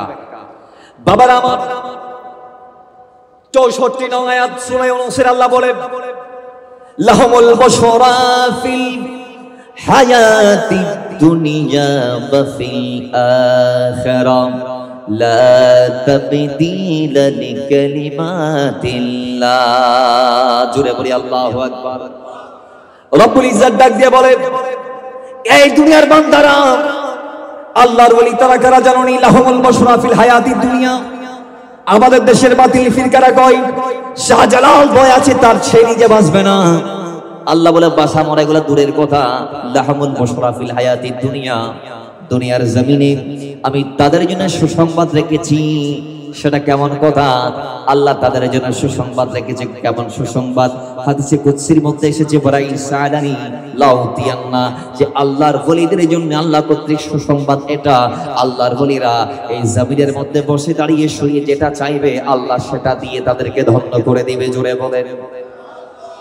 কেউ কোন মুফাসসির বলেছেন কয় লাহমুল মুশরা ফিল হায়াতিদ দুনিয়া, মানে আল্লাহর ওলির যে মুরিদগুলো আছে এদের ব্যাপারে আল্লাহ বলেছেন কয় যারা শাহজালালের দরবারে যাইতে পেরেছো, শাহপরানের দামান ধরতে পেরেছো, হযরত কিবলার দামান ধরতে পেরেছো, শাহিন শাহে শ্রীকুটের দামানে যারা কবুল হয়েছো, যারা আমিরুল আউলিয়ার দামানে, যারা মোল্লা মিসকিন শাহ দামানে, যারা শাহিন শাহে আদালতের দামানে, মোল্লা হযরত শাহ হোসেন আউলিয়ার দামানা যারা মকবুল হয়েছে, লাহুমুল বুশরা ফিল হায়াতিদ দুনিয়া, তোমাদের জন্য দুনিয়াটায় সুসংবাদ রয়েছে। জুড়ে বলেন সুবহানাল্লাহ। ওয়া ফিল আখিরা, আখিরাতেও আছে, আখিরাতেও আছে। আমরা তো আল্লাহর ওলিদের কারামত শুনে বাড়িতে চলে যাই, বাড়ির মধ্যে গিয়ে একটু চিন্তা করি না যে অমুক আল্লাহর ওলি সে কেমনে এত বড় মাকান হাসিল করেছে। আমি একটু চেষ্টা করি না? আমাদের ভিতরে এটা নাই। আমাদের কারামত শুনতে ভাল লাগে, কিন্তু তাদের মতো হতে মনে চায় না। কথা ঠিক কি না? আওয়াজ দিয়ে বলেন ঠিক কি না? আমরা যদি একটু চেষ্টা করি, আমরা যদি একটু একটু করে যদি চেষ্টা করতে পারি, তাহলে ইনশাআল্লাহ আল্লাহ আল্লাহ চাইলে, আল্লাহ যদি চাহে আমাদেরকেও আল্লাহ বেলায়েত দিতে পারে। কারণ বেলায়েত এটা হাসিল করে নিতে হয়, এটা অর্জন করতে হয় সাধনার মাধ্যমে। জোরে বলেন সুবহানাল্লাহ। এই ব্যাপারে একটা ওয়াকিয়া বলে আমরা শেষ করব। একজন মা হুজুর গৌসে আজমের কদমে তার সন্তানকে দিলেন। কেন দিলেন? কই যাতে সন্তান বেলায়েতের শীর্ষ একজন আল্লাহর ওলি হতে পারে। এজন্য মা তাকে দিলেন, সন্তানকে গৌসে পাক কবুল করলেন। সে গৌসে পাকের কদমে আছে খেদমত করা অবস্থায়। জোরে বলেন সুবহানাল্লাহ। আপনি তো ভাই গৌসে পাকের 40 বছরের কারামতের কথা শুনে পাগল হয়ে যাচ্ছেন। আপনি কি জানেন গৌসে পাক এগুলা দেখার আগে কয় বছর সাধনা করেছেন? 17 বছর জিলান কিংবা গিলানে তিনি ছিলেন। সেখান থেকে তিনি গিয়ে 9 বছর একটানা 9 বছর বাগদাদের বড় বড় শাইখদের কদমে কদমে ঘুরেছেন। গেল বয়স 26, এরপরে 25 বছর বাগদাদের ধ্বংসস্তূপে তিনি মুজাহাদা করেছেন। সুবহানাল্লাহ, জোরে বলেন। কত গেল? 51 থেকে 91, 40 বছর ইতিহাস আমরা আপনাদেরকে বলি। এই তো এই 40টা বছরে গৌসে পাক 24,000 কারামত দেখানোর আগে আমার গৌসে পাক কত সাধনা করেছেন, কত ইলম তিনি হাসিল করেছেন, কত মুজাহাদা তিনি করেছেন, কয় ওয়াক্ত তিনি না খেয়ে থেকেছেন, এগুলা আমরা বলি না আপনাদেরকে। যদি আমরা আপনাদেরকে সেই মেসেজগুলা দিতে পারতাম, সেই তথ্যগুলা যদি আপনারা এখান থেকে নিয়ে বাড়িতে যাইতে পারতেন, আল্লাহর কসম আপনারা গৌসে পাকের সাচ্চা গোলামে পরিণত হতেন। জোরে বলেন না সুবহানাল্লাহ। গৌসে পাক বেলায়েতের শীর্ষস্থানীয় ব্যক্তি হওয়ার পরেও, তিনি মায়ের নসল থেকে ওলি হয়ে আসার পরেও তিনি আমাদেরকে শিক্ষা দিয়েছেন আল্লাহর ওলিদের দরবারে গিয়ে গোলামির মাধ্যমে। সুবহানাল্লাহ, জুড়ে বলেন। এত বড় ওলি তিনি যে তার প্রিয় জানতো একদিন আব্দুল কাদের জিলানী বলবেন বাগদা জামা মসজিদের মিম্বরে বসে, কাদমি হাজি আলা রাকাবাতি কুল্লি ওয়ালিয়্যিল্লাহ, আমার কদম প্রত্যেকটা ওলির কাঁধে থেকে গৌসে পাক বলবে। সেটা তার পীরেরও জানা ছিল। এমনকি পীর তো বলেই দিয়েছে একদিন গৌসে পাক যখন কোন একটা প্রয়োজনে পীরের দরজ থেকে বাইরে গেলেন, তখন গৌসে আজমের পীর হযরত হাম্মাদ রাহমাতুল্লাহ আলাইহি বলছেন, এই আমার মুরিদরা শুনো, এই মাত্র যেই সন্তান আব্দুল কাদের হুজরার বাইরে গিয়েছে, তিনি এমন একজন আল্লাহর ওলি যে একদিন বাগদাদ জামে মসজিদের মিম্বরে বসে বলবেন, কাদামি হাজিহি আলা রাকাবাতি কুল্লি ওয়ালিয়্যিল্লাহ, আমি আব্দুল কাদেরের কদম দুনিয়ার সমস্ত ওলিদের কাঁধের উপরে ধরে বলেন। এটার ব্যাখ্যায় কিন্তু ইফরাদ ও তাফরীদ দেখা যায়। কেউ কেউ কঠোরতা অবলম্বন করেছেন, কেউ কেউ শিথিলতা অবলম্বন করেছেন, কেউ কেউ কঠোর এমন ভাবে হয়েছেন যে এক পর্যায়ে বলে ফেলে গৌসে পাকের কদম সাহাবীদের কাঁধের উপর, গৌসে পাকের কদম তাবিঈদের কাঁধের উপর, গৌসে পাকের কদম সমস্ত ওলিদের কাঁধের উপর। আর যারা একেবারে নিচু হয়েছেন তারা এইভাবে বলেছেন যে গৌসে পাক শুধু তার সময়কার যারা আল্লাহর ওলি ছিল তাদের জন্য এই কথা বলেছে যে গৌসে পাকের কদম সমস্ত ওলিদের কাঁধে। সমস্ত ওলি মানে তার সময়ের গোলা, তার আগের গুলাও না, পরের গুলাও না, এরকম কথা বলে কেউ ইফরাত করে, কেউ তাফরিদ করে, কেউ কঠোরতা অবলম্বন করে, কেউ একেবারে শিথিলতা অবলম্বন করে। কিন্তু এটার সঠিক ব্যাখ্যা দিয়েছে আলা হযরত আজিমুল বরকত পরওয়ানায়ে শামের সালাত ইমাম ইশকে ওয়াল মুহাব্বত ইমাম হযরত আহমদ রেজা খান ফাজিলে বিন নবী আলাইহি রাহমাতু ওয়া রিদওয়ান। তিনি বলছেন যে আমার গাউসে পাকের কদম কার কার কাঁধে জানেন? আল্লাহর কোরআন সূরা তওবার 100 নং আয়াত, আল্লাহ যে আয়াত আমাদেরকে জানিয়েছেন সেই আয়াতের ইতিবারে সাহাবা এবং তাবেঈদের যারা যারা পড়েছে এরা ব্যতীত সমস্ত আল্লাহর ওলিদের কাঁধের উপরে, তাবেঈদের কাঁধের উপরে, তবে তাবেঈদের কাঁধের উপরে এমনকি গাউসে পাকের আগে এবং কিয়ামত অবধি যারা আসবে প্রত্যেকের কাঁধের উপরে আমার গৌসে আজমের কদম মোবারক। জোরে বলেন, আর একটু জোরে বলেন, একটু মোহাব্বতে বলেন। ওই গৌসে পাক আব্দুল কাদের জিলানীর কদমে এক মা সন্তানকে দিলেন একটি কারণে। কি কারণ? ও হুজুর, আমি আমার সন্তানকে আপনার কদমে দিলাম, আপনি তাকে ওলি আল্লাহ বানাইলেন। জোরে বলেন সুবহানাল্লাহ। আচ্ছা, একজন মাস্টার যদি আরেকজনকে মাস্টার বানাইতে পারে, একজন ডাক্তার যদি আরেকজনকে ডাক্তার বানাইতে পারে, একজন আলেম যদি আরেকজনকে আলেম বানাইতে পারে, একজন দর্জি যদি আরেকজনকে দর্জি বানাইতে পারে, একজন ড্রাইভার যদি আরেকজনকে ড্রাইভার বানাইতে পারে, তাহলে বলুন একজন আল্লাহর ওলি আরেকজনকে আল্লাহর ওলি বানাইতে পারে কি পারে না? কারণ তার কাজই সেটা, তার কাজই। বাবার আমার মা সন্তান সহ গাউসে পাকের কদমে গেলেন, ডাক দিয়ে বলে আব্দুল কাদের জিলানী আমার সন্তানকে আমি আপনার কদমে কোরবান করে দিলাম, আপনি তাকে ওলি আল্লাহ বানাই দেন। মা চলে গেলেন, সন্তান ছোট্ট সন্তান গাউসে পাকের দরবারে আছেন। একদিন, দুদিন, 1 মাস, 2 মাস, 3 মাস গেল। কিছুদিন পরে মা সন্তানকে দেখার জন্য গাউসে পাকের কদমে গেলেন। মা কি অবাক হয়ে গেলেন, মা দেখতে পাচ্ছেন যে সন্তানকে মোটা তাজা গাউসে পাকের কদমে মা দিয়ে গেছেন, ওই সন্তানটা একেবারে শুকায় গেছে, হ্যাংলা হয়ে গেছে। জোরে বলি সুবহানাল্লাহ। সন্তান একেবারে জীর্ণ শীর্ণ, সন্তান একেবারে রিক্ত হস্ত, সন্তান একেবারে জোলা জীর্ণ, হ্যাংলা হয়ে গেছে, হাতগুলা দেখা যাচ্ছে। এবং মা ভালোভাবে তাকাইলেন, দেখে সন্তানের সামনে একটা শুকনো ওই শক্ত একটা রুটি দেখা যায়, কোনো ঝুল নাই, কোনো তরকারি নাই, কিছু নাই, শুধু একটা রুটি। সন্তান প্লেট নিয়ে খাচ্ছে। মা এটা দেখার পরে চোখের পানি ছেড়ে দিয়েছে। হায়রে, আমার যে সন্তানকে আমি কুলের মধ্যে নিয়ে কর্মা পোলাও বিরিয়ানি খাওয়াইতাম, গাউসে পাক আজকে আমার সন্তানকে শুকনো রুটি খাওয়াচ্ছে। দেখি গাউসে পাক কি খাচ্ছে, হয় মনে হয় খাবার নাই এই জন্য এটা দিয়েছেন, একটু দেখি গাউসে পাক কি খায়। সে গেলেন আমার গাউসে পাকের কদমে, গিয়ে দেখে আমার গাউসে আজম আব্দুল কাদের জিলানী তিনি মুরগির রোস্ট খাচ্ছেন। জোরে বলেন, মুরগি রোস্ট হন না মুরগি। তার মা শুকর পানি ছাড়ি দিয়ে, হুজুর অনেক কেন ফাইলে অনেক নিজে খাইতে লাগবে মুরগির রোস্ট, আর ফোয়ারা খাওয়াইতে লাগবে ফোয়ারা রুটি। হুজুর অনেক এত বড় অন্যায় কেন করেছিলেন? অনানা বরফির আব্দুল কাদের জিলানী অনেক কেন ফাইলেন? বাবার আমার সঙ্গে সঙ্গে গাউসে পাক আর দেরি করে নাই, মুরগিকে আমার গাউসে পাক যে হাতগুলা তিনি তার প্লেটের পাশে রেখেছেন, সেই হাতগুলার মধ্যে গাউসে আজম হাত দিয়েছে। আল্লাহর কসম, আমার গাউসে পাক মুরগির মরা মুরগির হাড়ের মধ্যে হাত দিতে দেনি। আল্লাহর কসম, ওই হাড় থেকে একটা জিন্দা মুরগি হয়ে গেছে। জোরে বলেন সুবহানাল্লাহ। সাথে সাথে মুরগি হয়ে গিয়েছে। সেই মুরগি গাউসে আজমের সামনে দিয়ে উড়াল দিয়ে চলে গেল। এখন মা অবাক হয়ে গেছে, হায়রে ইয়ে না গাউসে পাক হলে তো বিয়াদে পেগুলি ফেলাই মনে হয়। গাউসে পাক রাগে গিয়ে গাউসে পাক বলছেন, এ মা দেখো, আব্দুল কাদের শত ওয়াক্ত না খেয়ে বেলায়েতের সূর্য সন্তানে পরিণত হয়েছে। আব্দুল কাদের, যে আব্দুল কাদেরকে তোমরা আজকে দেখছো, সেই আব্দুল কাদের 25 বছর একটানা নফসকে নিয়ন্ত্রণ করতে গিয়ে না খেয়ে থেকেছেন, বাগদাদের ধ্বংসস্তূপে কাটিয়ে দিয়েছেন। 25 বছর আব্দুল কাদেরকে কেউ চিনত না, তার কদমে কেউ যাইতো না, শুধু রেজালুল গায়েব আল্লাহর ওলিরা যাইতো।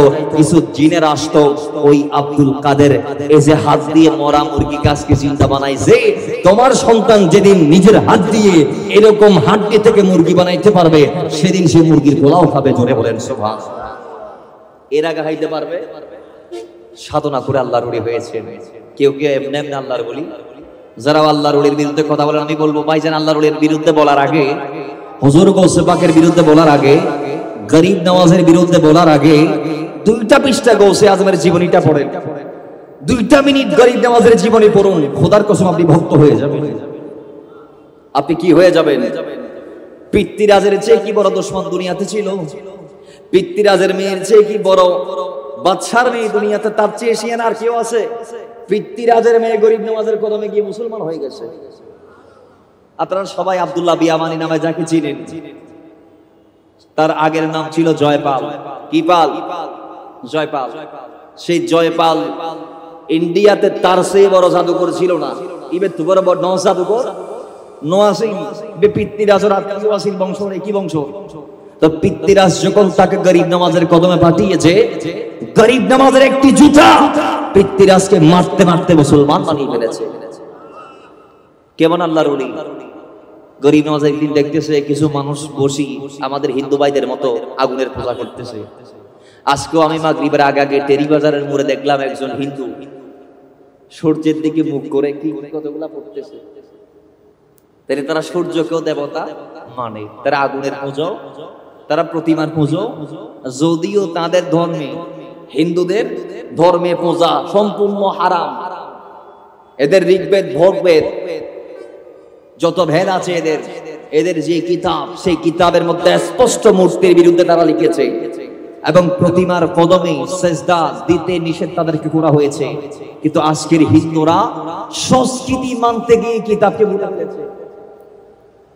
ফোজা এটা হিন্দুদের সংস্কৃতি, কিন্তু এটা এদের কিতাবে ফোজার বিরুদ্ধে আসছে, পক্ষে আসে নাই। এদের কিতাব, এদের ওই কিছু হিন্দু আগুনের পূজা করতেছে, কেউ 20 বছর, কেউ 30 বছর, কেউ 40, কেউ 50।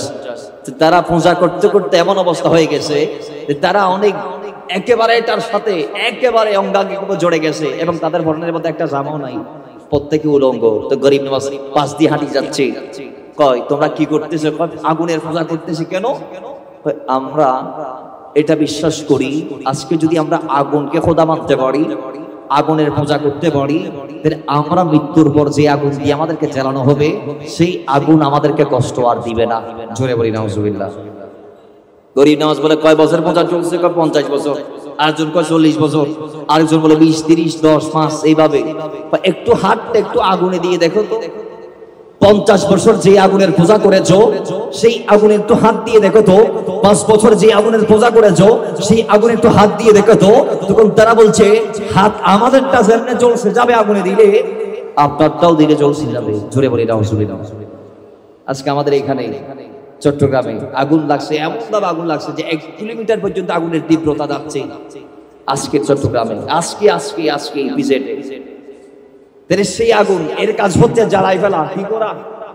তো এরা বলতেছে কওজু আপনি হাত দিলে আপনার হাতও জ্বলে যাবে, আমরা কেন, আপনারটা তো পড়ে যাবে।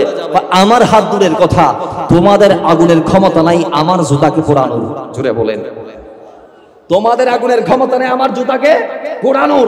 এই কথা বলে আমার গরিব নওয়াজ তার জুতা আগুনে নিক্ষেপ করতে দেরি অসংখ্য ঘন্টা সেই জুতা আগুনের ভিতর রেখে আগুন যখন নিভিয়ে সেই জুতাকে বের করা হলো, ওয়াল্লাহি দেখা গিয়েছে গৌসে আজমের ভাগিনা গরিব নওয়াজের ওই আগুন, ওই জুতা তাদের আগুন জ্বালাইতে পারে নাই। জোরে বলেন সুবহানাল্লাহ। জুতা যেমনে দিছিল তেমনে আছে। তাহলে বোঝা গিয়েছে আল্লাহর ওলিরা কেমন ব্যক্তি। এমনে এমনে বলে হয় নাই, সাধনা করে ওলি আল্লাহ হয়েছে। তো তাদের বিরুদ্ধে বলার আগে একটা বারের জন্য যদি 1 মিনিট বা 2 মিনিট সময় নিয়ে তাদের জীবন সম্পর্কে যদি 2-4টা লাইন পড়তে পারেন, আমি মনে করি আপনি তাদের ভক্ত হয়ে যাবেন ইনশাআল্লাহ। আল্লাহ পাক রব্বুল ইজ্জত আমাদেরকে ওলি আল্লাহদের নেক নজর দান করুক, ওলি আল্লাহদের সোহবতে থেকে আমাদের বাকি জীবন উজাড় করার তৌফিক দান করুন আমিন। তারাই আমাদেরকে শিখিয়েছে মদিনাওয়ালা জমিনে কেমনে হেঁটেছে, তারা আমাদেরকে শিখিয়েছে মদিনাওয়ালা জমিনে কেমনে চলাচল করেছে, তারাই আমাদেরকে শিখিয়েছে নবীর আদর্শ কি ছিল, তারাই আমাদেরকে শিখিয়েছে নবীজির মহানববতা কি ছিল, তারাই আমাদেরকে শিখিয়েছে ইসলাম কাকে বলে। তারা এসে আমাদের মাথায় টুপি পরিয়েছে, আমাদের মাদের কপালের সিঁদুর মুছে ওড়না গমতা পর্দা নিকাব হিজাব বোরকার ব্যবস্থা করেছে বিদায় আজকে তাদের কদম আমার এই দেশে পড়ার কারণে আমার দেশে শতকরা 91.4% মুসলমান হয়েছে। আল্লাহ পাক রব্বুল ইজ্জত এই ওলি আল্লাহ যাদের সাদাকায় যে মদিনাতুল আউলিয়া যেটাকে ইসলাম প্রবেশের দ্বার করা হয় যে চট্টগ্রামে চারজন নবীর সাহাবীর কদম পড়েছে, সেই মদিনাতুল আউলিয়া আমরা যারা চট্টগ্রামবাসী আছি, আল্লাহ আমাদেরকে বেলায়েতের যারা সূর্য সন্তান আছে তাদের শরণাপন্ন, তাদের দ্বারস্থ